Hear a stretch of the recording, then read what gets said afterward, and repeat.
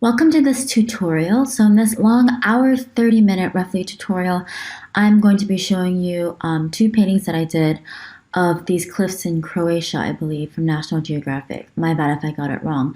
This one is done on Photoshop, and then the one later is done on Infinite Painter. Now, you guys might know I've been experimenting with this sort of method that when I paint on Photoshop, it's completely different from how I used to paint, but I literally just use the Marquee tool to create essentially an image. And it's really fun exploring basically, for me, exploring how when I put the right color notes, in the right places and the right size, how it can really create the illusion of water glistening or the sun shining through or shadows on the cliff. And that is what I love to experiment by using the Marquee tool. It forces me to commit to a color and a value. It helps me see value better and see color better, see color notes better, therefore value, because color and value are inherently tied. And it really helps me create a graphic feel and essentially just sort of really carving out that picture in a very strong manner. So you can see here, I'm starting off with toning my canvas as always. And now I'm just diving right into it. I start off with the biggest shape of the sea in the back. So I just start off with a big shape, a big green shape. And now I am putting shapes on top of that bigger shape. So I go from bigger shapes to smaller shapes. Sorry, I'm just saving right now. To really start breaking down and creating those illusions of light, hitting certain places, the illusion of waves. To me, it's really all just an illusion. I'm not really setting out to paint, I'm not really focused on, painting that wave, thinking of how a wave works. I'm really just looking at how color and light works and trying to recreate that illusion. And I believe that's the same thing goes with anything. If you're trying to paint a glass, if you're trying to paint a plant or a window in a building, it's really just placing the correct color notes, correctly sized in the right place, accurately proportioned in the right place. And you'll find how much you will be able to paint so many things when you sort of let your mind go and paint sort of what you see, even and not really what you know. And again, in my previous tutorial, I got that from Kevin McPherson's book, Creating Oil Paintings with Light and Color. So when I read that, I was like, yeah, I totally resonate with that. Like that is, as I've evolved as a painter, that is really how I'm starting to see it. So going back to the painting, I'm now working on the sky, and right now it literally looks like pixel art. I don't know what you call it, like something from a game, very blocky. That is okay. Right now I'm just trying to block in as much as I can, as fast as I can. Now you see I really already started popping those purples in the sky a little bit more. I pushed it a little bit because I really like that area as a focal point, the sun shining through. And of course the cliffs offer a really nice silhouette. And I also pushed up the horizon a bit. But you can see even within those purples near the horizon, I have cooler purples and warmer purples, and all of them really, and almost nearing towards blue. So those slight temperature shifts really do a lot. As when you squint, they're almost the same value, but the slight temperature shifts really bring you in a lot more. On the top, I have, some desaturated green. That's how I see it. It could also be, also a really desaturated yellow, but I just kind of went ahead and kind of pulled a little bit of green, which is the complement of red. And you see a lot of reds and tangerine and peachy colors in the sky. Some of my favorite colors. So I'm just blocking out the clouds right now, also trying to include some temperature shifts, some cooler blues, some warmer blues. So think about how you can have temperature shifts within a color, not just like, I'm going to shift from cool blue to warm red. Blue is inherently cooler than red, for example, or yellow. Red and yellow are considered warm colors. But think about how you can shift within the same hue, within the same purple, within the same blue, within the same red. and how you can juxtapose cooler reds with warmer reds, and etc., etc. So right now I am doing this trick where if you see my my layer opacity, it's at like 41%. So that's how I start layering color to get even more temperature variation and color variation.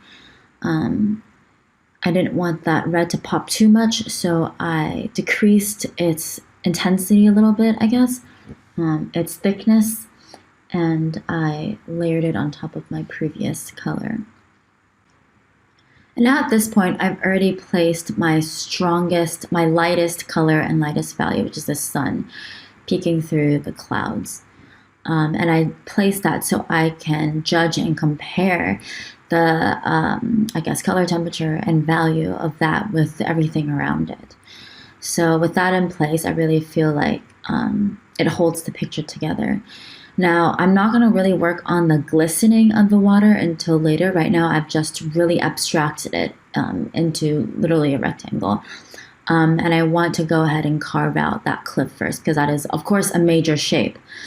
And I don't want to go into working detail and so bad into those glistens. The glistens, I think if I really play my cards right and just have some, if you squint, the value contrast and color contrast, the color contrast is like almost red on green, but the value contrast isn't that much if you squint. Like, not, for example, it's more contrasted with the wave on the bottom and that bright gleam next to those blue waves near the cliff. That is has much more of a value contrast than those glistens that lead up to the sky. So I don't want to overdo that just yet. I want to have my whole picture blocked in first before I start adding those smaller, minute details. So right now, even the cliff, you can see I'm playing with slight temperature and color shifts.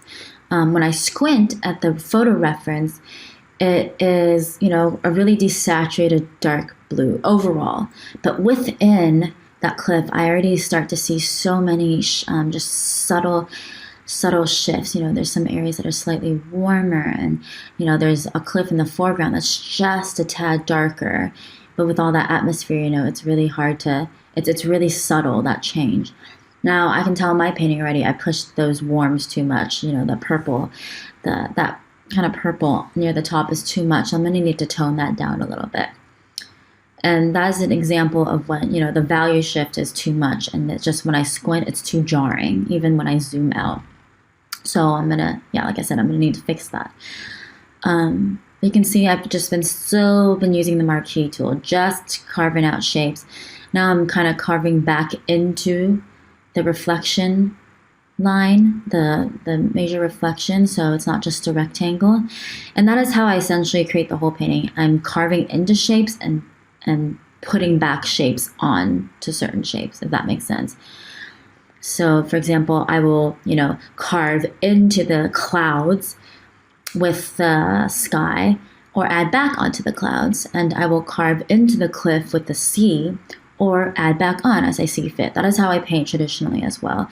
So I'm really using the same methods, really the same kind of philosophy, I guess, with traditional and digital painting.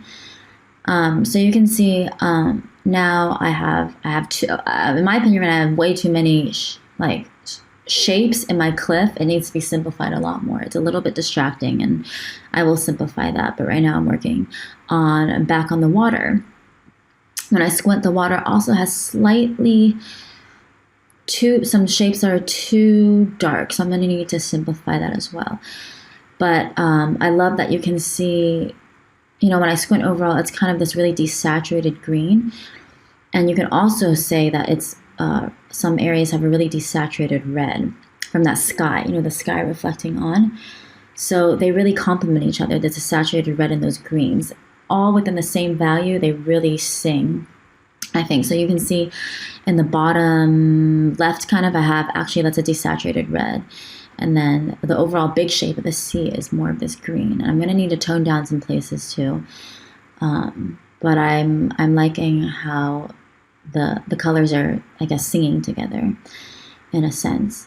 I also like how the sea towards the right is almost blending in to the sky. Like the horizon line is really, you can't really tell a difference. It's really like almost indistinguishable, just with slight color change. It's distinguishable. I would say it's almost the same value. The sea is slightly darker, yes, but I want to sort of push that gray area a little bit. I want to try to kind of make it blend in, so we'll see.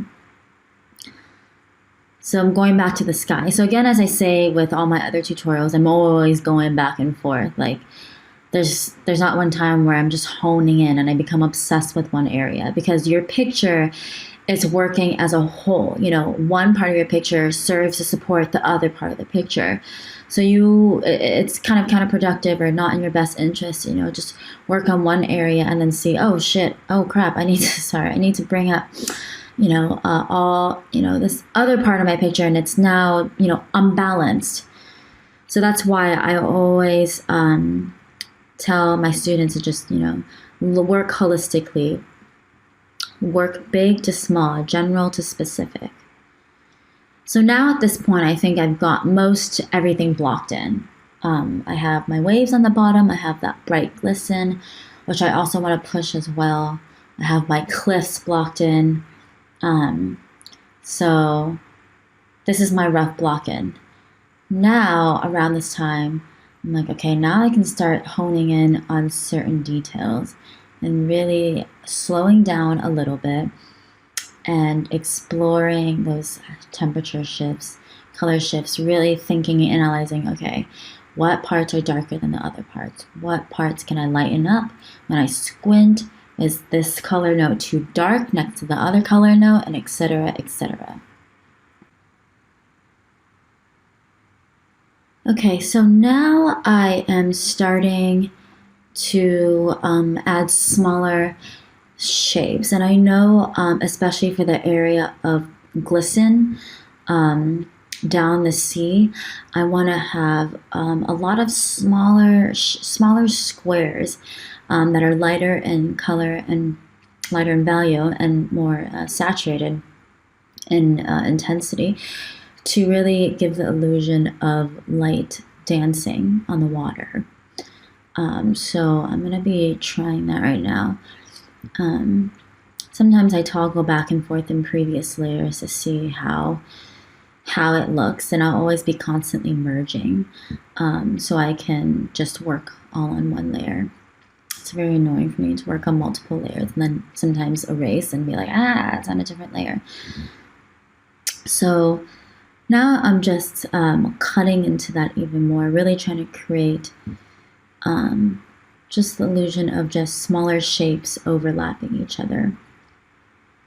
And it's really just experimental. I'm not sure if it will work, but I'm always zooming out and I'm always squinting at my pace. I am squinting at my computer, yes, to see if it works. You know, squinting is your best friend, and I cannot repeat that enough.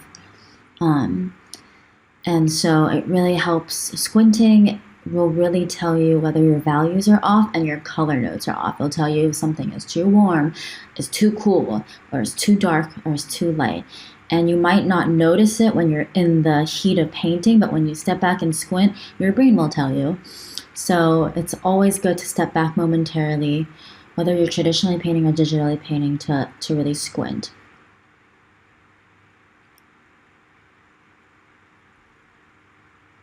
So now I'm just starting to cut in even more. You can see up near the top, I have more of these purplish blues, and now I want to try to transcend them into the more green part of the sea on the bottom.